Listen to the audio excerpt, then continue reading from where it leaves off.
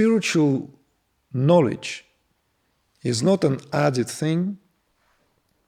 It's not even a culmination of some kind of other knowledge where we finally grok it, arrived at some understanding, of which we will speak more, so there is also clarity.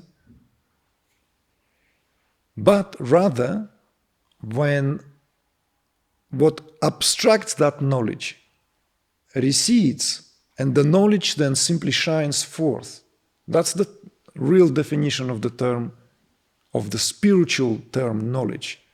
That's the very meaning of the word jnana, the Sanskrit term jnana, gyan, which gave rise to the term that exists today in our culture as gnosis. The root of that term gnosis is in Sanskrit gyan. Gnosis is knowing directly. Therefore, English word cognizing has gnosis in its root as well. Cognition. Cognition is that. It's bringing something forth. Or something comes forth, become known. And it is not known because it's an added knowledge, but because something which abstracts that knowledge, which is pure light, has been removed, and then it shines forth. That's, by definition, what true spiritual revelation, realization, wisdom, knowledge, any degrees of insight culminating in clear-sightedness really truly represents. But all this in turn boils down to the condition of the nervous system. Because it is the nervous system and the functioning of the nervous system is what links here consciousness and physiology.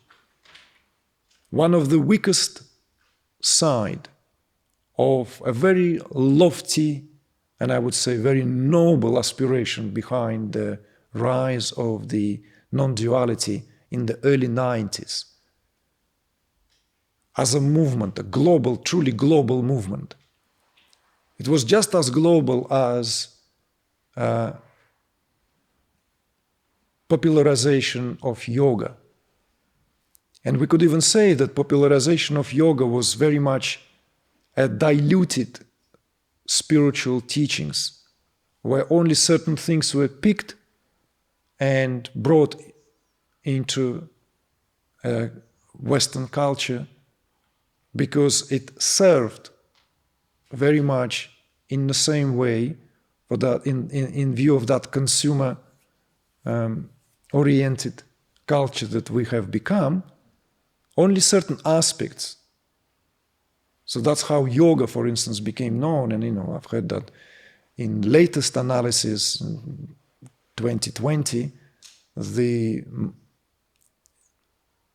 annual income, or not income, annual revenue, whatever, in America alone, measured in billions, and it's doubled since 2012. That's all to do with yoga industry. Non-duality was a different animal altogether. It was an attempt to bring enlightenment into everyone's home, just as that, as a given. But the greatest weakness of non-duality was completely foregoing physiology, completely not at all understanding that there's no such thing as understanding without the body, without the neurophysiology. So it took quite a bit of time before the very young generation of neuroscientists who were invited to speak at the very conferences that carried the word non-duality began to repair that so as to be reckoned with, because these were, after all, the voices of a scientific community, which has credibility in our age more than anything else, because science also replaced, to a very large degree, the lack of faith in our culture. So we need to have faith collectively. So if we cannot have faith in a shared deity, in a shared some spiritual ideals, then that would have to be shared somehow. So the science became that newly born church. We all know that. It's not a big secret. Scientists themselves talk about that. They talk about its own inquisition. They talk about blasphemy within that church. They talk about the rascals and the geniuses and so forth.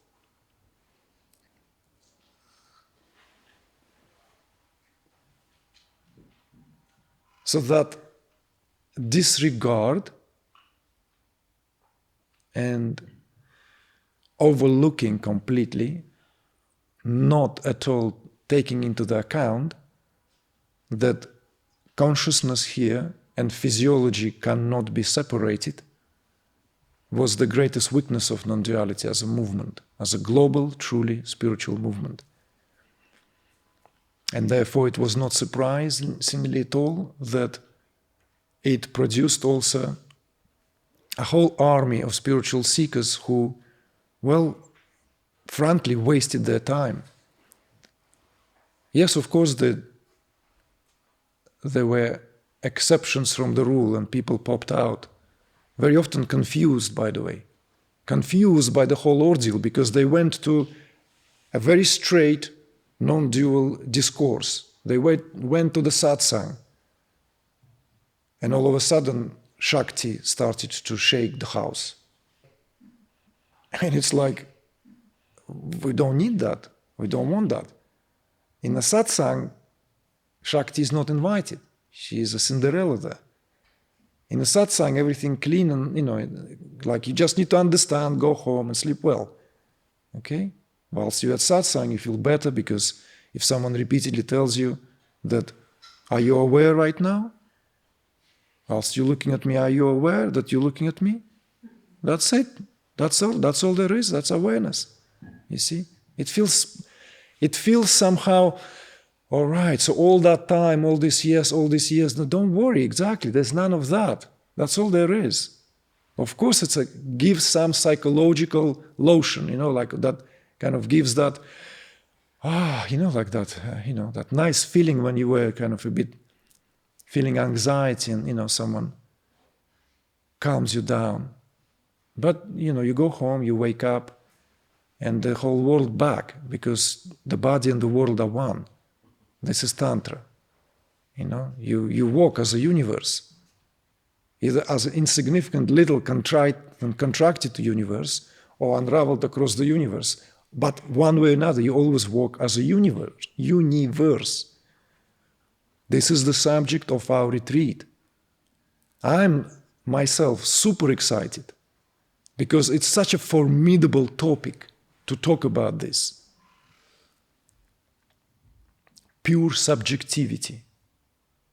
Pure subjectivity, that's what universal identity is. But going back to the ABCs, it is the state of the nervous system, as simple and as plain as that.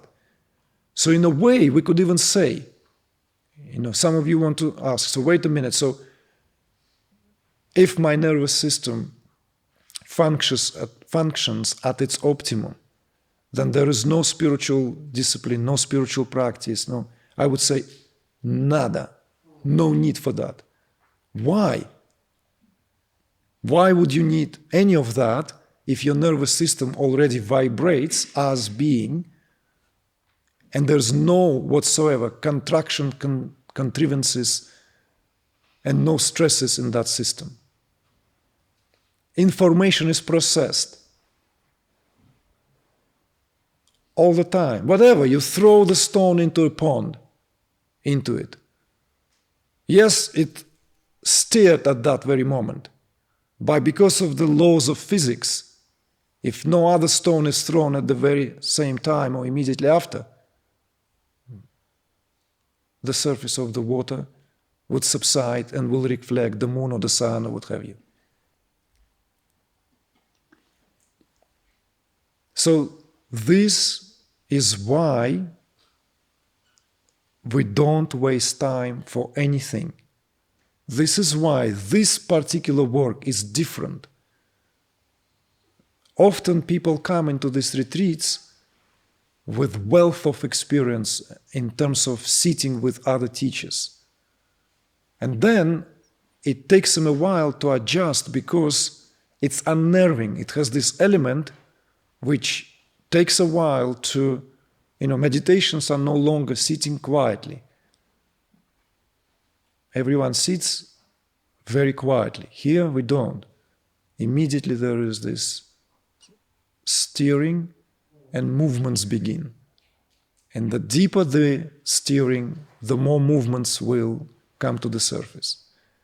In a nutshell, it's because this work addresses and redresses first and foremost that before any understanding can dawn, before anything can actually be moved, one needs to first bring to the surface that what one way or another managed to get into the system because there was perhaps not enough of that light of awareness, or perhaps there was not enough of that fire, of that tapas, of that spark to digest this or that experience. So undigested, the experience cannot remain in the nervous system at a surface level. It's not in the nature of how we are. Why that is? Let's look into this a bit closer so we don't just take it for granted.